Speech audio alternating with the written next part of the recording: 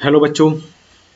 तो इस पार्ट में स्पेशली मैं एसेंट ऑफ वाटर मतलब वाटर एब्जॉर्प्शन और एसेंट ऑफ शेप के बारे में डिस्कस करूंगा इसमें वीडियो में। तो इसके पहले जो वीडियो बनाया था उसको पहले देख लेना तुम लोग, अगर अभी तक नहीं देखा है तो पहले उसको देख लो, ताकि उसमें आपको डीपीडी और वाटर पोटेंशियल का जो कॉन्सेप्ट है या ऑस्मोटिक प्रेशर का जो कॉन्सेप्ट है वो सब चीज़ें क्लियर हो जाए, रूट प्रेशर का जो कॉन्सेप्ट है वो क्लियर हो जाए, तब उसके बाद इसमें देखने में समझ में आएगा तुम्हें। ठीक है। तो यहाँ पे है ट्रांसपोर्ट ऑफ सब्सटेंसेस। पहले हम लोग इसको डिवाइड करेंगे ट्रांसपोर्ट ऑफ सब्सटेंसेस के बेसिस पे। तो यहाँ पे शॉर्ट डिस्टेंस और लॉन्ग डिस्टेंस दो तरह का ट्रांसपोर्टेशन हमें देखने को मिलेगा। तो शॉर्ट डिस्टेंस ट्रांसपोर्टेशन बेसिकली जो होता है वो होता है तुम्हारा डिफ्यूजन या साइटोप्लाज्मिक स्टीमिंग के थ्रू हो जाता है। बट यहीं पे अगर हम लॉन्ग डिस्टेंस ट्रांसपोर्टेशन मतलब जैसे रूट से लीव तक अगर ट्रांसपोर्टेशन करना है तो यहाँ पे डिफ्यूजन एनफ नहीं होता है, ठीक है ना, क्योंकि ये बहुत ही ज़्यादा स्लो होता है। ठीक है ना, बहुत ज़्यादा स्लो होता है। Just to cover the 50 micrometre distance को कवर करने में 2.5 सेकेंड टाइम लग जाता है।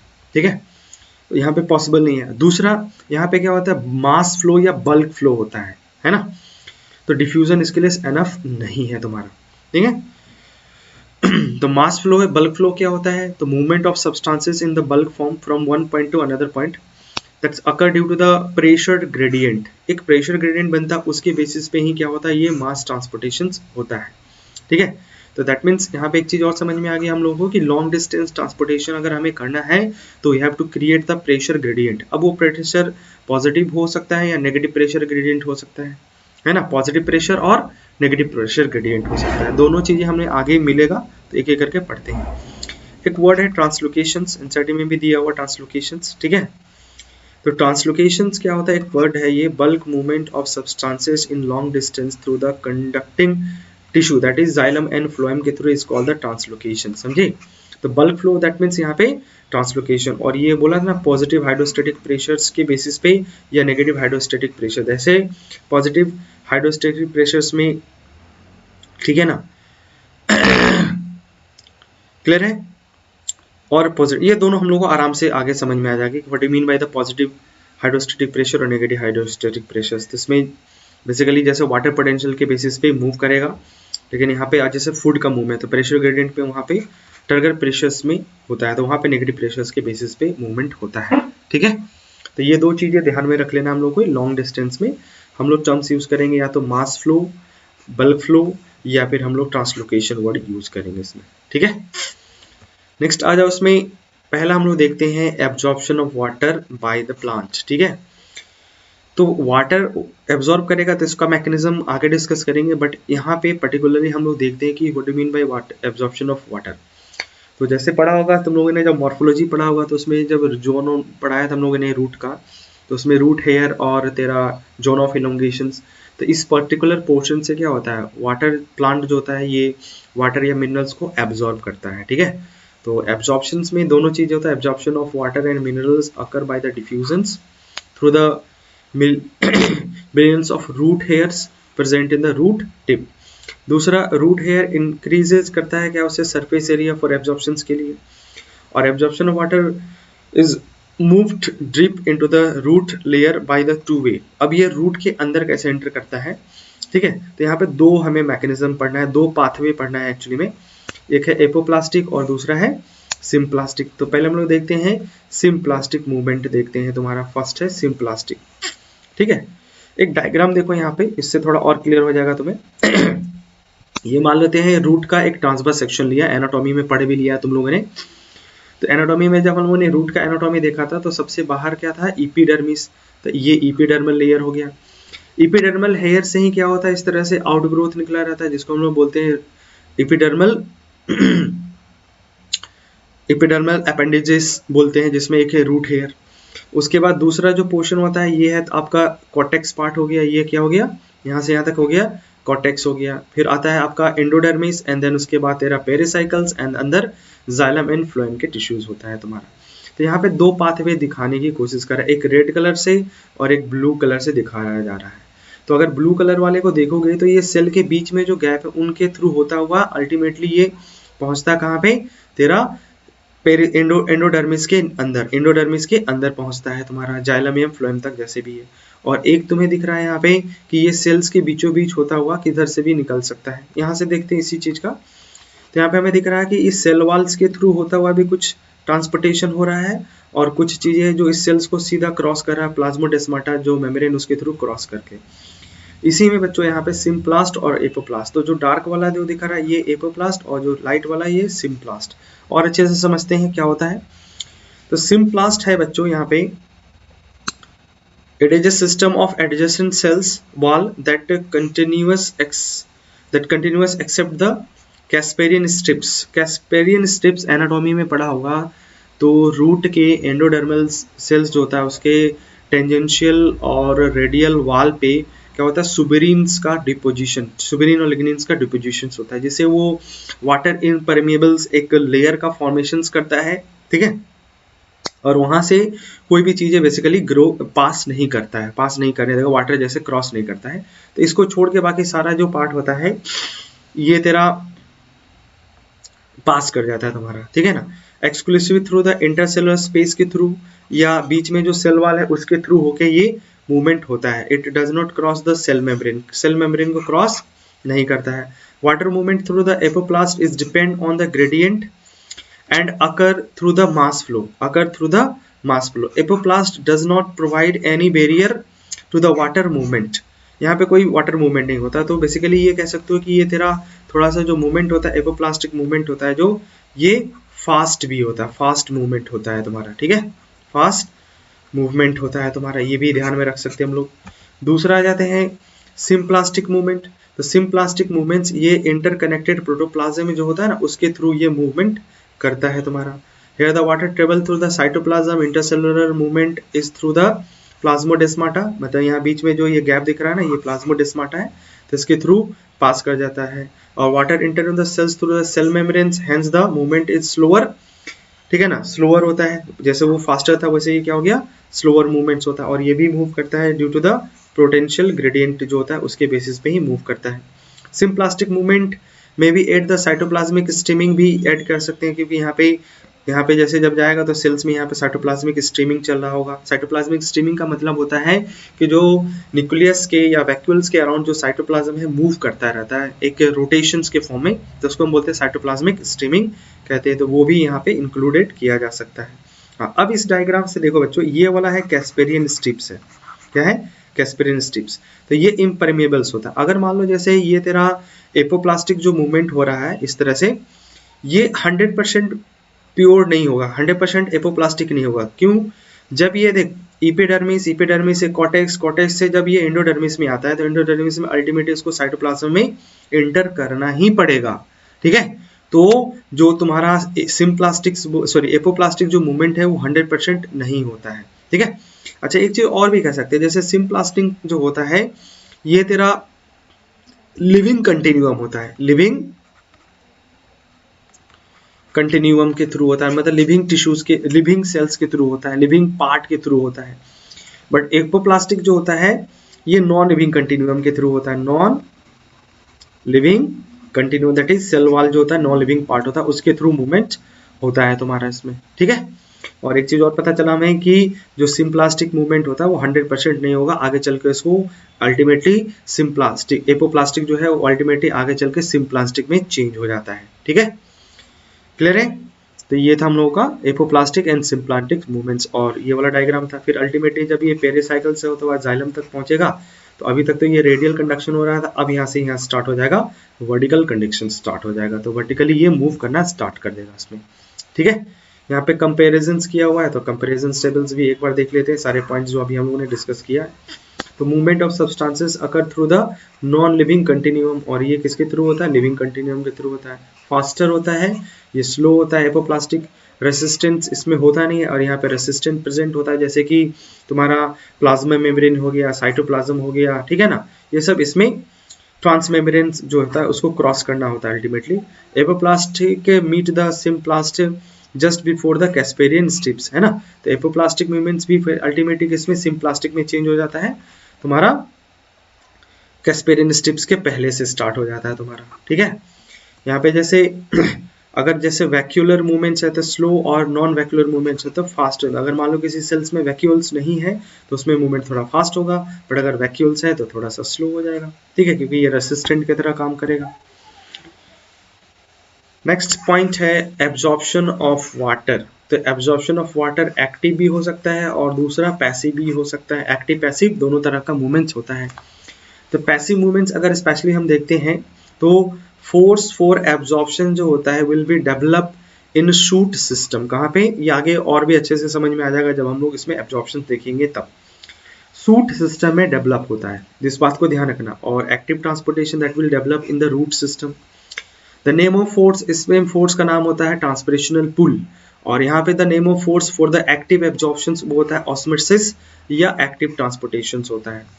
Water absorption occur through the root, but यहाँ पे water absorption by the root होता है। यहाँ पे थ्रू द रूट और बाय द रूट, इन सब का मीनिंग क्या है अभी मैं समझाता हूँ आगे, इसका एग्जाम्पल लेके अच्छे से समझते हैं। यहाँ पे पैसिव जो एब्जॉर्प्शन होता है जनरली क्या होता है, एपोप्लास्टिक मूवमेंट होता है, लेकिन एक्टिव जो होता है वो सिम्प्लास्टिक होना चाहिए। 96% वाटर जो होता है एब्जॉर्ब होता है बाय द पैसिव मैकेनिज्म्स के थ्रू, और ओनली 4% वाटर जो होता है एब्जॉर्ब होता है एक्टिव मैकेनिज्म्स के थ्रू होता है, ठीक है ना। और that will show the high rate of transpirations और that will show the low rate of transpirations, low rate of transpirations, ठीक है, low rate of transpiration show करता है तुम्हारा इसमें, ठीक है। मतलब यहाँ पे ट्रांसपिरेशनल पुल है तो ऑब्वियसली क्या होगा तुम्हारा हाई रहेगा, और यहाँ ट्रांसपिरेशन का कोई रोल ही नहीं है। यहाँ पे तो एक्टिव एब्जॉर्प्शन, एक्टिव और ऑस्मोसिस का रोल है, तो यहाँ पे ट्रांसपिरेशन क्या रहता है, स्लो रहता है। अब इसका मैं एक एग्जांपल ले लेता हूँ और साथ में हम लोगों ने जो वाटर पोटेंशियल पढ़ा था उसका कॉन्सेप्ट भी अप्लाई कर देंगे यहाँ पे, ठीक है। देखो इसको बताया उससे पहले ये पैसिव मैकेनिज्म है, इससे पहले ये कॉन्सेप्ट दिमाग में रखना कि वाटर का जो मूवमेंट होता है हाई वाटर पोटेंशियल से लो वाटर पोटेंशियल से। हाई वाटर पोटेंशियल का मतलब क्या हो गया तुम्हारा, लेस नेगेटिव वैल्यू से मोर नेगेटिव वैल्यू की तरफ, मोर नेगेटिव वैल्यू की तरफ मूव करना होता है, ठीक है। देखो इसमें जो पैसिव एब्जॉर्प्शन है इसमें फोर्स का नाम क्या है, ट्रांसपिरेशनल पुल, और the force for absorption will develop कहाँ पे, सूट सिस्टम में। तो हम लोग सूट सिस्टम से स्टार्ट करते हैं। ये सूट सिस्टम है, ये सूट सिस्टम है, और ये रूट सिस्टम, ये रूट वाला पार्ट हो गया और ये सूट सिस्टम पार्ट हो गया। सूट सिस्टम में एयर जो है, एयर, इसमें वाटर पोटेंशियल जो होता है वो होता है -1000 बार, बार यूनिट होता है वाटर पोटेंशियल का। तो इससे क्या होता है, जो स्टोमेटा के अंदर जो सब स्टोमेटल कैविटी होता है वहां से वाटर निकल के बाहर आने लगता है, लॉस होने लगता है, इसी को हम बोलते हैं ट्रांसपिरेशन। तो इसमें जो फोर्स है उसका नाम है ट्रांसपिरेशनल पुल। तो ट्रांसपिरेशन की वजह से वाटर लॉस हुआ। अब इस सब स्टोमेटल कैविटीज में ध्यान में रखना, सब स्टोमेटल कैविटीज में यहाँ पे क्या हुआ, वाटर पोटेंशियल, वाटर लॉस होने की वजह से वाटर पोटेंशियल कम हो गया होगा, ठीक है, कम हो गया होगा। तो इसको फुलफिल करने के लिए वाटर विड्रॉ किया जाएगा, कहाँ से, बगल से किया जाएगा, कहाँ से, मेसोफिल टिश्यू से। तो जब मेसोफिल टिश्यू से वाटर एब्जॉर्ब होकर कहाँ मूव करके कहाँ जाता है, सब स्टोमेटल कैविटीज में। तो अब अल्टीमेटली मेसोफिल टिश्यूज में क्या होता है, वाटर पोटेंशियल कम होना स्टार्ट हो जाता है, और कम होके कितना हो गया, ये -30 बार हो जाता है। तो अब जस्ट यहाँ पे देखो कि इस पॉइंट से लेके इस पॉइंट के बीच में अगर जाते हैं तो यहाँ पे -30 बार और यहाँ पे -1000। तो -1000 मतलब लेस नेगेटिव से मोर नेगेटिव की तरफ वाटर मूव कर रहा है, ठीक है। तो यहाँ पे क्या है, नेगेटिव प्रेशर्स का, हाइड्रोस्टेटिक प्रेशर्स कह सकते हो, बंदा है वाटर पोटेंशियल की वजह से, तो वाटर मूव करना स्टार्ट करता है। अब ये मेसोफिल टिश्यू जो है वो क्या करेगा, वो लीफ के वेसल्स से, है ना, लीफ जो जाइलम चैनल है वहां से वाटर एब्जॉर्ब करता है, तब वहां का वाटर पोटेंशियल कम होना स्टार्ट हो जाएगा। वहां मतलब जाइलम चैनल ऑफ लीफ। तो जाइलम चैनल ये वाटर विड्रॉ कर लेगा कहाँ से, जो मेन जाइलम चैनल होता है स्टेम का और रूट का एक साथ होता है, इंटरकनेक्टेड होता है। तो यहाँ से लेके यहाँ तक ये जो पार्ट है, इसको थोड़ा कलर चेंज करके हम लोग बनाते हैं, दैट पर्टिकुलर रीजन से लेके ये पूरा नीचे तक जो जा रहा है, ये सारा का सारा पार्ट एक ही वाटर चैनल से कनेक्टेड होता है। तो अब अल्टीमेटली यहाँ का वाटर पोटेंशियल जो है वो कम होना स्टार्ट हो जाता है, ठीक है। तो अब ये जो जाइलम चैनल है, रूट और स्टेम्स का जो आपस में इंटरकनेक्टेड है, यहाँ से पानी मूव करता जा रहा करता जा रहा करता जा रहा है, और ये कहाँ से लेता है, कॉर्टिकल रीजन ऑफ रूट से पानी लेता है। तो ultimately cortical region of water का क्या होगा, वाटर यहाँ से एब्जॉर्ब होगा तो इसका वाटर पोटेंशियल खुद का गिरने लगेगा। तो ये कहाँ से लेता है, ये रूट हेयर से लेना स्टार्ट करता है, तो रूट वाटर पोटेंशियल का वाटर पोटेंशियल गिरने लगता है। ठीक है, तो देख यहाँ पे क्या हो रहा है कि यहाँ पे रूट हेयर में यहाँ पे जो वाटर पोटेंशियल अब कितना है, ये -3 टू -8 बार होता है। ठीक है, और ये वाटर वहां से एब्जॉर्ब करता है, ये सॉइल से करता है, और सॉइल में वाटर पोटेंशियल कितना होता है, तो सॉइल में वाटर पोटेंशियल है बच्चों यहाँ पे -0.12 लेके -0.3 बार है तुम्हारा। ठीक है, बार। तो कह सकते हैं कि देखो इस सॉइल वाटर और रूट हेयर के बीच में एक वाटर पोटेंशियल ग्रेडियंट बना है ना, less negative to more negative की तरफ मूव करेगा। अब इसी तरह से देखो यहाँ पे -3 और यहाँ पे -1000, तो यहाँ पे लेस नेगेटिव से मोर नेगेटिव, तो एक क्या हो रहा है, एक ग्रेडियंट बन गया तुम्हारा वाटर पोटेंशियल्स का। तो ये मूव करता चला जाता है, और इसकी शुरुआत किसने किया था, इसने ट्रांसपिरेशन ने किया था, ट्रांसपिरेशन। तो इसलिए इसको बोलते हैं फोर्स। कौन सा था, देखो the name of the force transpirational system. कहाँ से एब्जॉर्प्शन कहाँ से हो रहा है, फोर्स कहाँ से, सूट सिस्टम से, ड्यू टू द ट्रांसपिरेशन की वजह से हो रहा है। तो इसलिए बोलते हैं water absorption through the root. ठीक है ना, थ्रू द रूट। और इसमें क्या होगा, ट्रांसपिरेशन फास्ट होना चाहिए तभी ये हो पाएगा। ठीक है, क्लियर है यहाँ तक। एक बार फिर से देखो, यहाँ पे नंबर मैंने सब जगह डाल के रखा है, नंबर पे ध्यान देना। नंबर देखो 1, फिर 2, फिर ये लेता है 3, फिर ये लेता है 4, फिर ये लेता है 5, ये है 6, 7, 8। ठीक है, इस तरह से यहाँ पे मूवमेंट होता है तुम्हारा। ठीक है, मतलब एयर में जो वाटर पोटेंशियल बहुत ज्यादा कम होता है, -1000 बार, तो वो क्या करता है, तेरा सब स्टोमेटल कैविटी से वाटर विड्रॉ करना स्टार्ट करता है, क्योंकि सब स्टोमेटल कैविटीज में वाटर पोटेंशियल क्या है तेरा, यहाँ पे हाई है कंपेयर टू द एयर। तो हाई वाटर पोटेंशियल से लो वाटर पोटेंशियल मूव किया, तो अब इस सब स्टोमेटल वाटर पोटेंशियल का वाटर पोटेंशियल कम होने लगा, किसके कंपेयर में, मेसोफिल टिश्यू में। तो वहां पे ज्यादा था, है, तो हाई टू लो मूव करता है, लेकिन अब वहां खुद मेसोफिल सेल्स का क्या हो रहा है, वाटर लॉस होने की वजह से इसका खुद का वाटर पोटेंशियल गिर गया। तो किसके कंपेयर में, इस जाइलम चैनल के कंपेयर में। तो इस तरह से एकदम ये सब आपस में लिंक्ड हो जाता है तुम्हारा। ठीक है, इसको ध्यान में रख लेना तुम लोग। नेक्स्ट आते हैं एक्टिव एब्जॉर्प्शन। तो एक्टिव एब्जॉर्प्शन में दो थ्योरी है, ऑस्मोटिक और नॉन ऑस्मोटिक थ्योरी है। पहले ऑस्मोटिक थ्योरी देखते हैं, फिर आते हैं नॉन ऑस्मोटिक्स में। तो इसमें हम लोग पहले ही बोल चुके थे कि ये इसमें क्या होता है, एब्जॉर्प्शन बाय द वाटर, और ये इसका जो फोर्स है वो ऑस्मोसिस हो सकता है, एक्टिव एब्जॉर्प्शन होता है। एक ही समझोगे, अपने आप समझ में आ जाएगा। देख यहाँ पे क्या होता है, पहला नंबर, ये नंबर 1, नंबर 2, नंबर 3, ये हम नंबर याद रखना है। ठीक है, थोड़ा सा धुंधला लेकिन ठीक ठाक दिखेगा। पीडीएफ भेज दूंगा इसका, पीडीएफ से अच्छे से देख लेना। नंबर 1, तो आयन जो है यहाँ पे एक्टिवली आयन पंप होता है, तो एक्टिवली आयंस को पंप करता है किसमें, जाइलम चैनल, रूट के जाइलम चैनल में। कहाँ पे, रूट के जाइलम चैनल में पंप कर दिया। ठीक है, अब इस पंपिंग के वजह से रूट के अंदर क्या हो रहा है, रूट के अंदर सोल्यूट एक्युमुलेशन की वजह से वाटर पोटेंशियल क्या होता है, फॉल होना स्टार्ट हो जाता है, गिरेगा। ठीक है, तो अब यहाँ पे वाटर पोटेंशियल कम हो गया, मटर कॉर्टिकल सेल्स में क्या होता है, ज्यादा होता है। तो अब ये क्या, वाटर विड्रॉ करने लगता है, कहाँ से, ये विड्रॉ करने लगता है कॉर्टिकल सेल से विड्रॉ करने लगता है। तो अब धीरे धीरे वाटर पोटेंशियल किसका, तेरा कॉर्टिकल सेल्स का खुद का ही गिरने लगता है। तो ये वाटर विड्रॉ कर लेता है रूट हेयर से। अब रूट हेयर में तो पता ही था कि वाटर पोटेंशियल्स कितना बनना था इसमें, -3 टू -8 बार। ठीक है, तो ये वाटर भेज देता है किसमें, हाई से लो, मतलब कॉर्टिकल सेल्स की तरफ। और ये अल्टीमेटली वाटर कहाँ से एब्जॉर्ब करता है, सॉइल से एब्जॉर्ब करता है। तो वाटर पोटेंशियल इसमें क्या हो गया, यहाँ पे सॉइल्स में, मतलब सॉइल में जो वाटर उसमें कितना होता है, -0.1 से लेके -0.3 बार के बीच में होता है, किसके, 3 के बार के बीच में होता है तुम्हारा इसमें। ठीक है, तो ये वाटर पोटेंशियल्स यहाँ पे एब्जॉर्ब कर लेता है तुम्हारा इसमें। कोई दिक्कत यहाँ तक, कोई दिक्कत नहीं ना। देखो यही चीज यहाँ पे मैंने अच्छे से लिख दिया। देख, accumulations of ion in xylem channels of the root due to the ion pump, मतलब एक्टिव ट्रांसपोर्टेशन होता है, एटीपी रिक्वायर्ड होता है।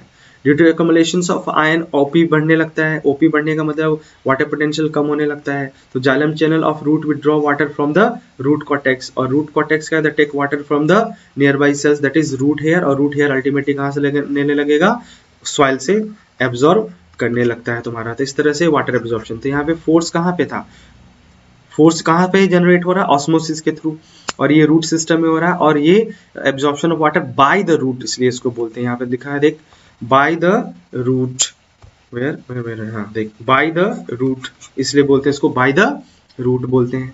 ठीक है, तो ये था हम लोगों का वाटर एब्जॉर्प्शन। उसी तरह से नॉन ऑस्मेटिक होता है। तो नॉन ऑस्मेटिक में ध्यान रखना, यहाँ पे जैसे सॉइल है उसमें एक्सेस सॉल्ट होता है, जैसे किसी भी वजह से, जैसे हेलोफिल्स वगैरह है, जहाँ पे सॉल्ट बहुत ज़्यादा एक्यूमुलेटेड है, ऑलरेडी एक्यूमुलेटेड है तुम्हारा इसमें।